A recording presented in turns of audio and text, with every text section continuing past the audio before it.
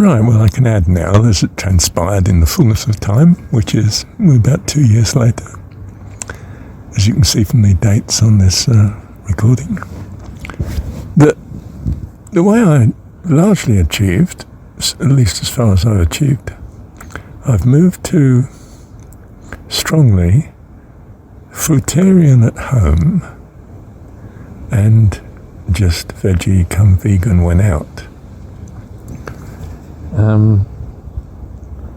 This doesn't give any startling example or message to the world, of course, from the point of view of influencing those people around me.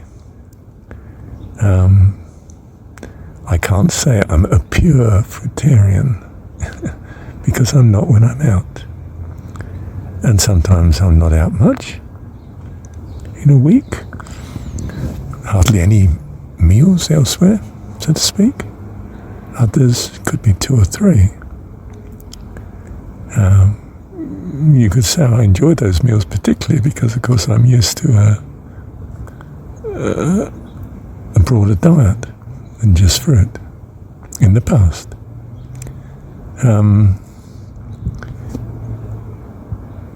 It's a sort of compromise. I sort of anticipate that it's a temporary compromise still, that I'm shifting towards, being stricter when I'm out, avoiding certain things when I'm out. Too much obvious dairy on it or in it, or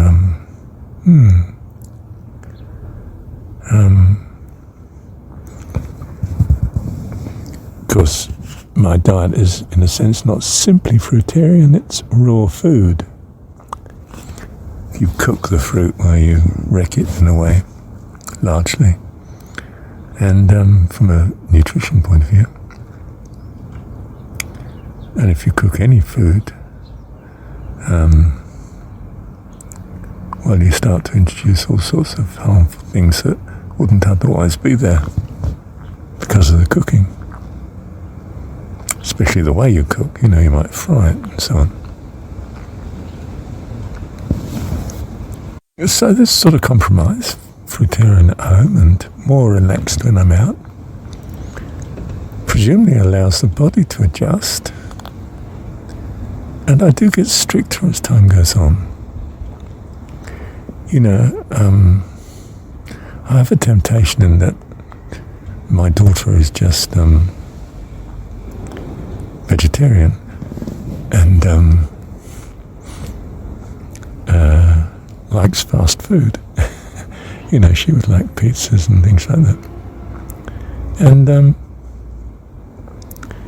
so I have to keep some things at home that are a temptation to me, which I'd rather were not there. But for her sake, they are there, and I just have to live with the temptation. If I see something that's particularly too big a temptation for me, I start to try and shift out of such things being in the larder, available, and try to satisfy her needs, which are minimal, in other ways.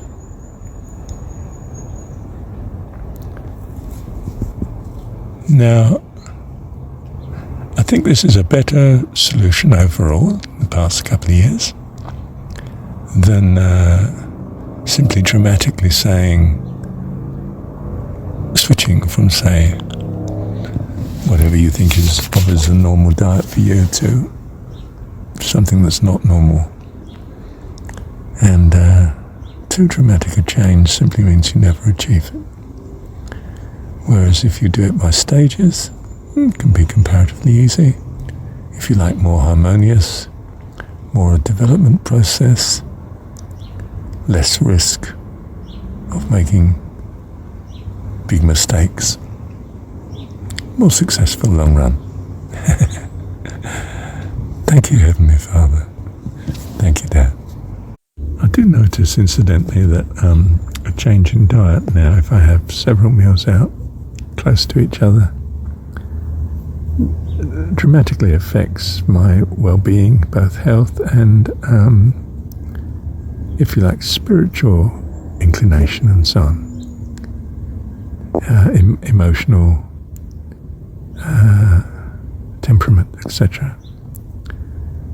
Your diet, I suspect, is of major importance in many ways in affecting your life. And it's best to get it right. Whatever you find right to be, well, yes, okay. But it's worth attending to, very much so. Thank you, Dad. Oh, and of course I'm reminded, thank God for the progress that you make. That will greatly help. Encourages you in the right direction. Gratitude. And marks your success. Thank you, Heavenly Father, for all the encouragement you give us. May we be more sensitive to just how much you help us and make things possible. You make everything that is possible. That's good. Thank you, Dad.